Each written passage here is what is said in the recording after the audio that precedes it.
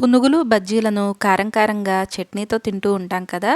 మరి ఇలా పాకంలో వేసిన పునుగులను ఎప్పుడైనా చేశారా? అయితే కొత్తగా ఇలా లోక్మాన్ చేసి చూడండి. వీటి రుచి బాగుంటుంది, చేసుకునే విధానం కూడా తేలిగ్గా ఉంటుంది.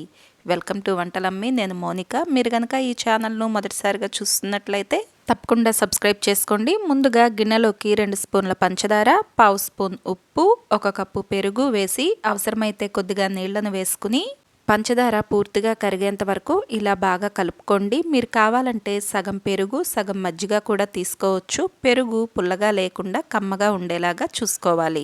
ఇలా కలుపుకున్న తర్వాత దీనిలోకి 3 కప్పులు మైదా పిండిని వేసుకుని కలుపుకోండి. దీనిలోకి అవసరాన్ని బట్టి కొద్దిగా నీళ్లను వేసుకుంటూ కలుపుకోండి. ఒకేసారి నీళ్ళు ఎక్కువ వేసుకుంటే మనకు ఈ పిండి పలచబడిపోతుంది.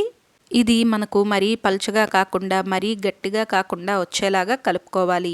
ఈ పిండిని మనం మైసూర్ బజ్జీలకు ఎలా కలుపుతామో అలా బాగా కలుపుకోవాలి. వీడియోలో చూపిస్తున్నట్లుగా ఇలా 1 నిమిషం పాటు బాగా కలుపుకున్న తర్వాత దీనిలోకి 1/2 స్పూన్ తినే సోడాను వేసుకోండి. తినే సోడా వేసిన తర్వాత మరొక నిమిషం పాటు ఇలానే కలుపుకోండి. ఈ సోడా వేసిన తర్వాత మనకు పిండి పొంగుతూ వస్తుంది. వేసిన సోడా పిండిలో బాగా కలిసేలాగా 1 నిమిషం పాటు ఇలానే కలుపుకోండి. ఇలా కలిపే కొద్దీ పిండి మనకు బాగా మృదువుగా వస్తుంది. అలా బాగా కలుపుకుని మూత పెట్టేసి 1 అరగంట పాటు పక్కన పెట్టేసుకోండి. ఈలోపు స్టవ్ పైన గిన్నెలోకి 2 కప్పుల పంచదార, 2 కప్పుల నీళ్లను వేసుకోండి. ఈ నీళ్లలో పంచదార పూర్తిగా కరిగేంత వరకు మధ్య మధ్యలో ఇలా గరిటెతో కలుపుకుంటూ ఉండండి. ఇది వచ్చేసి మనకు పాకమేమీ రావాల్సిన అవసరం లేదు.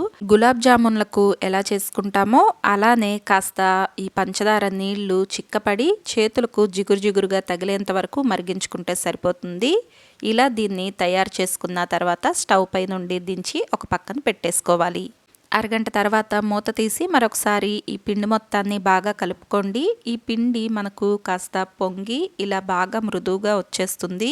తర్వాత స్టవ్ పైన ఇవి వేయించుకోవటానికి సరిపడా నూనెను పెట్టుకుని నూనె కాస్త వేడెక్కిన తర్వాత మంటను మీడియం ఫ్లేమ్లో ఉంచుకుని ఈ పిండిని కొద్దిగా తీసుకుంటూ చిన్న పునుగుల్లాగా వేసుకోవాలి. ఇవి మరీ పెద్దగా కాకుండా కాస్త చిన్నగా వేసుకుంటే సరిపోతుంది. ఇవి నూనెలో వేగేటప్పుడు కాస్త ఉబ్బి పెద్దగా అవుతాయి. వీలైనంత వరకు వీటిని చిన్నగా గుండ్రంగా వచ్చేలాగా చూసుకుంటూ వేసుకోండి. ఇవి వాటంతట అవే పైకి లేచొచ్చేంత వరకు అలానే ఉంచేసి ఇలా పైకి లేచొచ్చిన తర్వాత గరిటెతో మనం గులాబ్ జామున్లు వేయించుకునేటప్పుడు గుండ్రంగా ఎలా కలుపుతూ వేయించుకుంటామో అలా వీటిల్ని వేయించాలి. అప్పుడు ఇవి అన్ని వైపులా ఒకే విధంగా వేగుతాయి. ఇలా వీటిల్ని ఎర్రటి రంగు వచ్చేంత వరకు బాగా వేయించుకుని తీసుకోండి.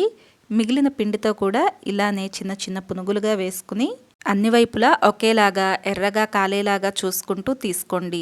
ముందుగా వేయించుకున్న పునుగులను మనం పాకం పట్టి పక్కన పెట్టుకున్నాం కదా, దీనిలోకి వేసేసుకోవాలి.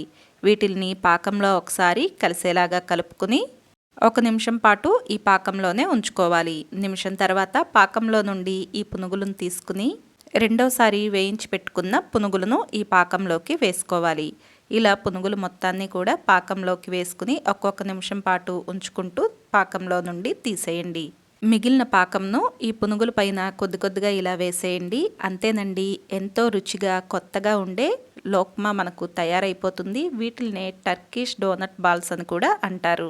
మరి ఈ తియ్యటి పునుగుల తయారీ విధానం మీకు నచ్చిందా? అయితే తప్పకుండా వీడియోని లైక్ చేయండి, షేర్ చేయండి, కమెంట్ చేయండి. Thank you for watching.